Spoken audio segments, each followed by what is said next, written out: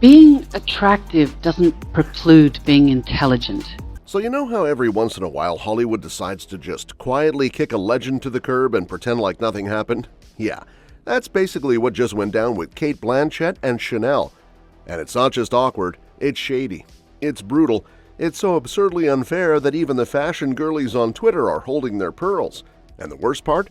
The whole mess ends with Blake Lively smugly sitting at the top like the main character, when she quite literally walked into a legacy someone else built. And no one's really calling it out. Well, except the internet sleuths. And now us. Because oh my god, let's unpack this. No, it's so hard to do what you really, really desperately want in life. It's so much easier just to do what you don't care either way about. Wow. Cate Blanchett, the goddess of screen and stage, has been the understated yet undeniable face of Chanel for years. Not the kind of face that does cheesy perfume commercials or twirls around in flower fields whispering "number 5. Nope, Cate was the classy, cerebral, art-driven partner. She wasn't just a model, she was a collaborator.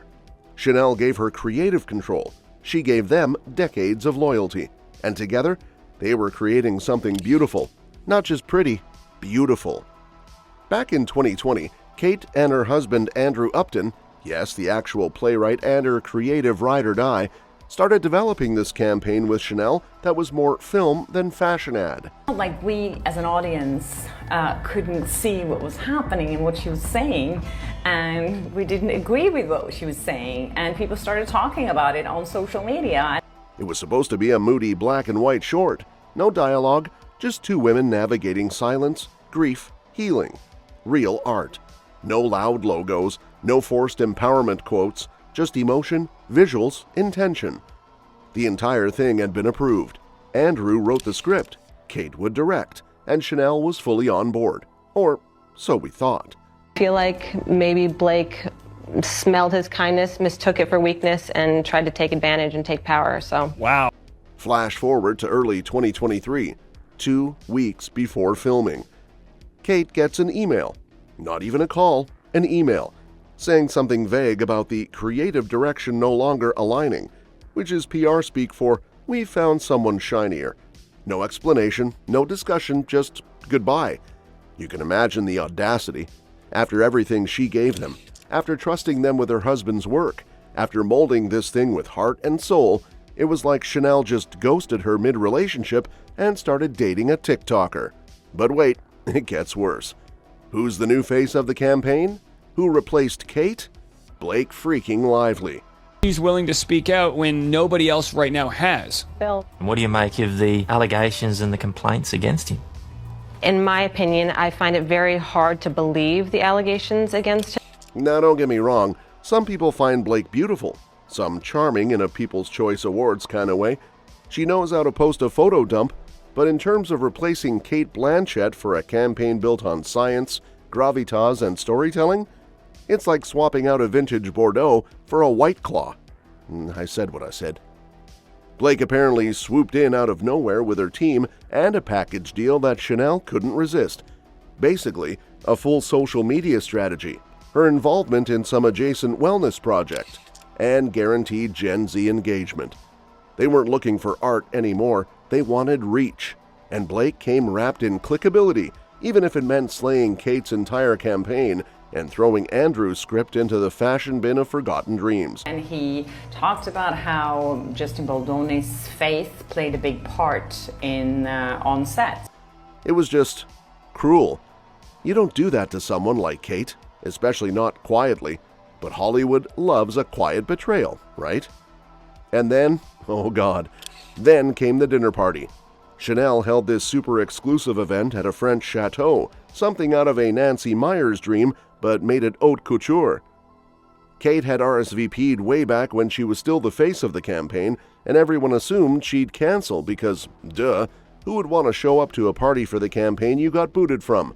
Even if Justin was too huggy or whatever the heck, or said she was sexy, none of this warrants this. And you still have to atone for what you did. Cate showed up. And not only did she show up like a freaking ice queen in control. Composed, elegant, dignified. Meanwhile, Blake is there acting like the second coming of Coco herself, basking in attention and compliments. surrounded by stylists and influencers who probably didn't even realize Cate was supposed to be the real face of that campaign. Allegedly, and I say allegedly the same way a real housewife says it when she knows it's true, Blake leaned over to someone and made a little comment about the scrapped script. Something like, "That script was beautiful but a little outdated, right?" And one of the other guests, not even realizing the Blanchett-Upton connection, added, "Oh, you mean Andrew's script? Yeah, but legacy stuff doesn't sell to Gen Z anymore anyway." As a publicist and being a PR professional for over 20 years, I'm a huge believer of ethics.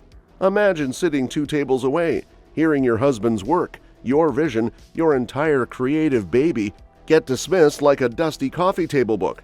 And she didn't say a word. No clapback, no icy side-eye, just a quiet sip of wine and that terrifying Blanchett smirk that says, "I will outlast all of you." But of course, secrets don't stay buried in fashion, especially not with today's screenshot-happy publicists, because the internet blew off everything about a week later. I would say I felt more comfortable being around Justin than a lot of film directors in my experience. A British fashion mag accidentally posted a piece that had clearly been pre-written to promote Cate's original campaign. Like, oops. The whole article praised the silent film, talked about Andrew Upton's script, and mentioned how the campaign had been in development since 2020.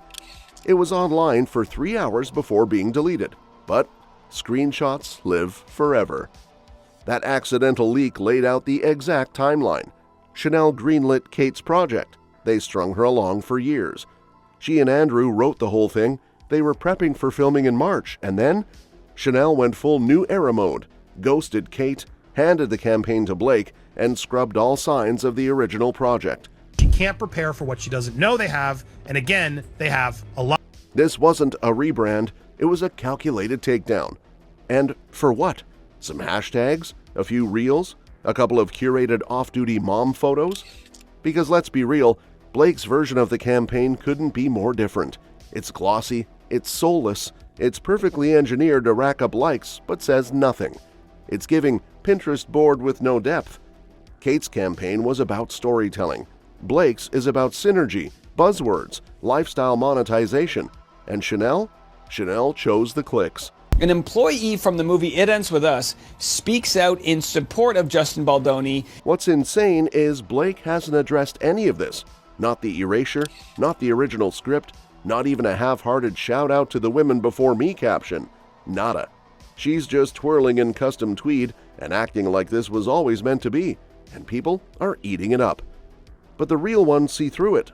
The fashion insiders know, the cinephiles know, and now, thanks to that article leak and a few very observant fans, everyone else knows too. Cate Blanchett didn't just lose a campaign, she was pushed out of her own vision. Her husband's work was tossed like last season's collection, and no one said a damn thing until the receipts started popping up. But here's the kicker. Cate still hasn't spoken about it. Not publicly, not even subtly. No veiled Instagram posts, no let them eat cake quotes, nothing. Which somehow makes it all more iconic, because you know she knows.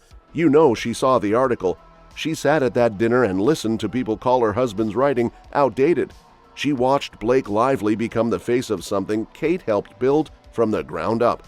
And still, nothing. Because when you're Cate Blanchett, you don't need to clap back.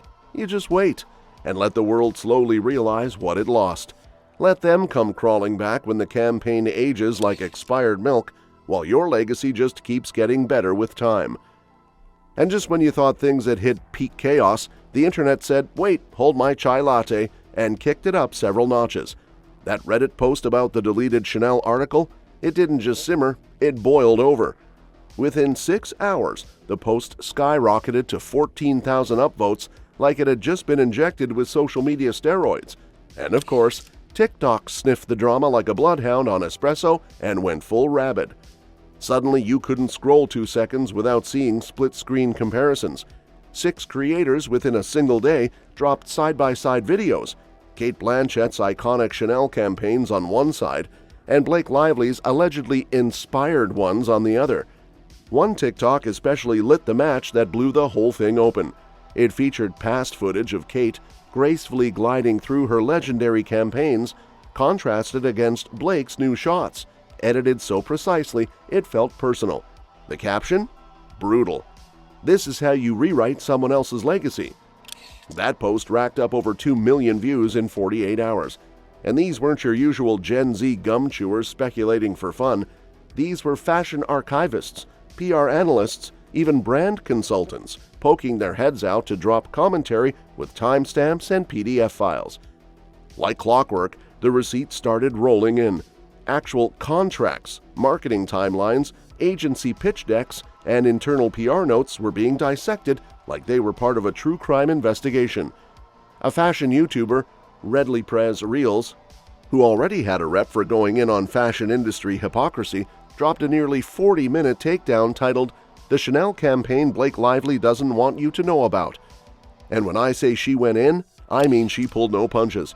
Halfway through the video, she starts reading from the deleted Chanel article.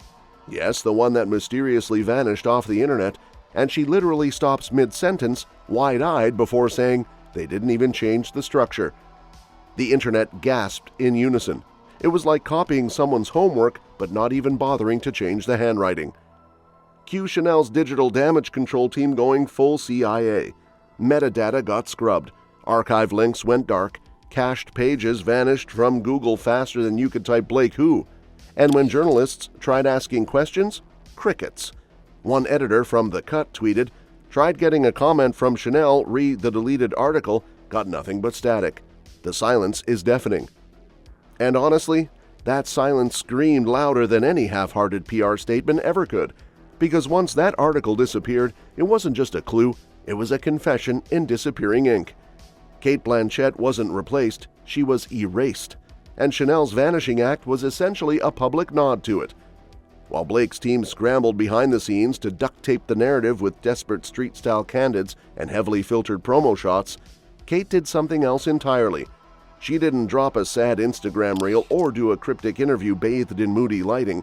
Nope, she returned to what she actually does best: raw, unapologetic, soul-ripping art. And not just art for art's sake, surgical art. In June 2023, just 2 months after Chanel's digital cover-up, Cate quietly resurfaced with a surprise theater production at the Sydney Theatre Company. No media circus, no glitzy press junkets, just a minimalist play written by her husband Andrew Upton and directed by Cate herself. The title? Originally, Lines That Weren't Meant to Be Read. Yeah, let that marinate for a second. After one preview, the title was quietly changed. No fanfare, no explanations. The plot? A woman loses control of her story, only to watch a younger woman step in, hijack it, and convince the world it was hers all along. Sound familiar? The parallels weren't subtle. It was like watching Chanel's entire PR disaster performed under a spotlight.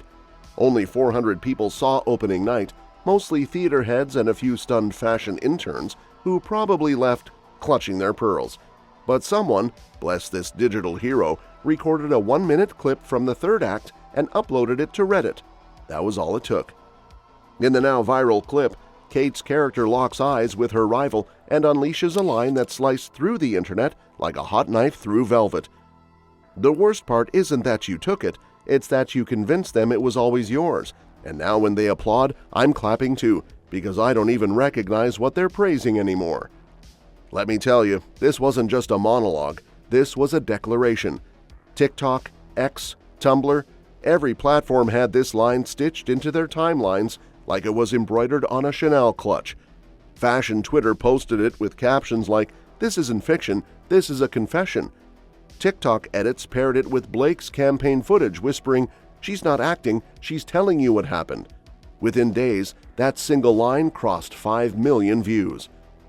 Leaked directly from inside Blake's own PR fortress, it landed in a Discord server known for collecting spilled marketing tea.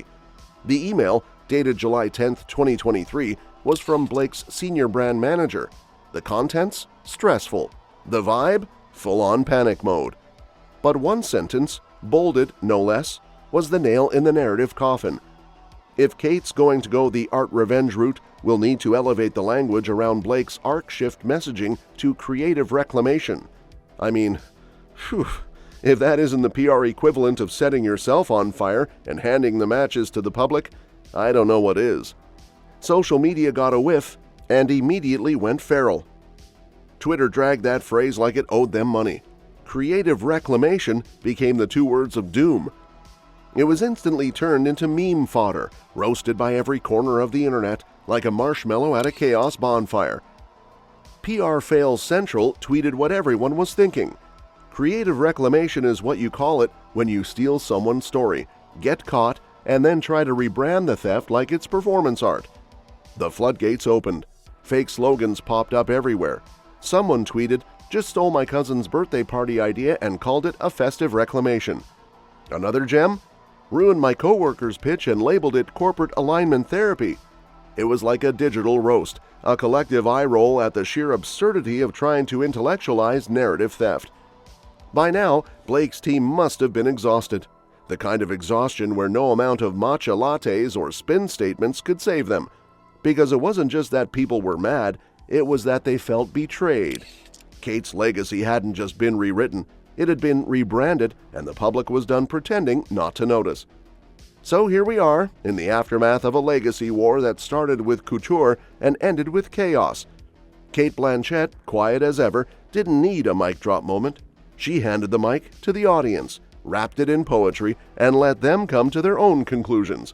Meanwhile, Blake's team tried to script a redemption arc using corporate lingo and Instagram filters, and forgot that audiences, especially fashion-savvy, socially aware ones, have receipts, range, and a sixth sense for BS.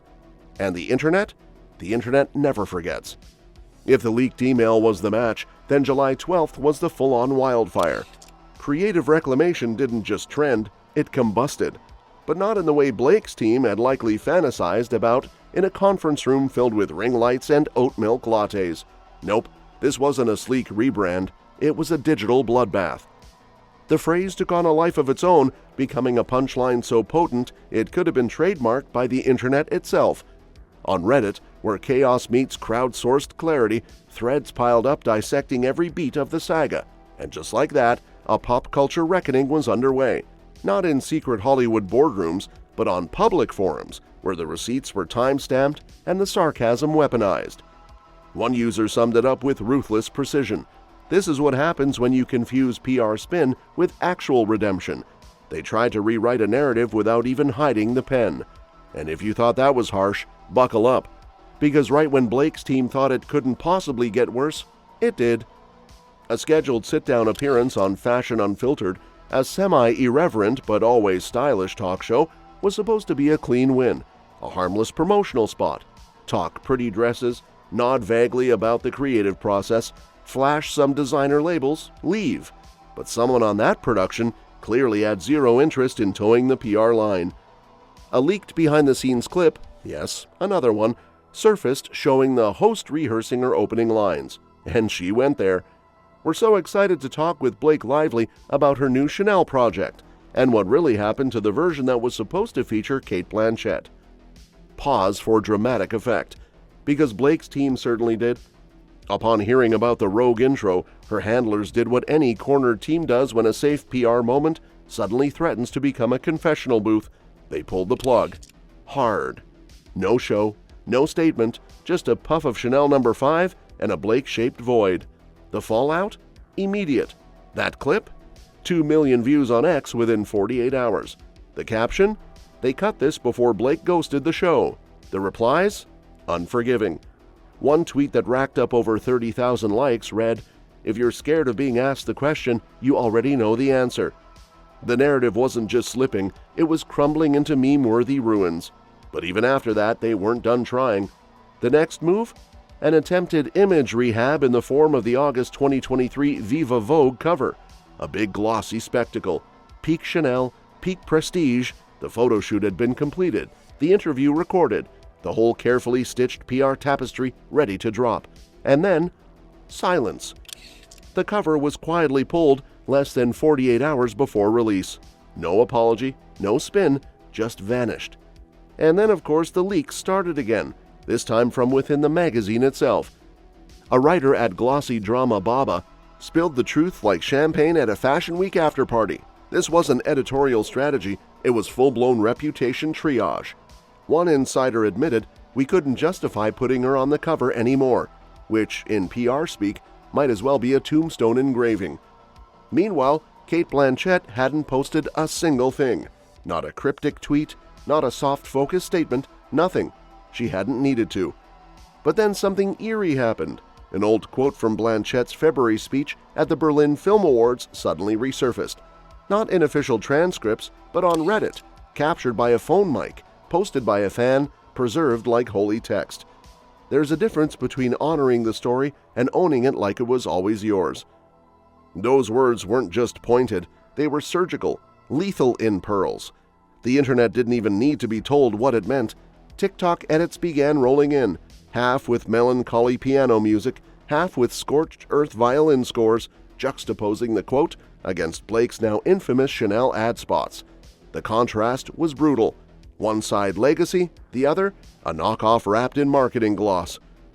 Then the hashtag Cate the Last Act started to trend. It wasn't just fans reminiscing about Blanchett's best roles or red carpet slays, it was a full-blown reclamation of her cultural space. Clips from old interviews, Oscar speeches, even forgotten indie press junkets started resurfacing.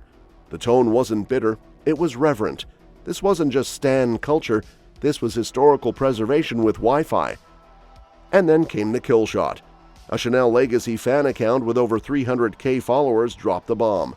A quiet little reel titled 2023 Legacy Collaborator Tribute, a celebration of icons. Kristen Stewart, Penelope Cruz, Florence Welch, Tilda Swinton, Cate Blanchett. Blake? Nowhere. Not a pixel, not a voiceover snippet, nothing, as if she'd never existed in the campaign to begin with. The caption? Cold-blooded brilliance. They kept Florence, they kept Kristen, but Blake? Not even a mention. At that point, no PR pivot could have salvaged it. The final tweet that snapped the internet's collective patience came from @ArchiveDetective, a beloved digital sleuth known for digging up archival gold. The tweet had two side-by-side screenshots. On the left, Blake's Chanel ad, dramatic voiceover, glowing backlight, eyes wet with synthetic mystery.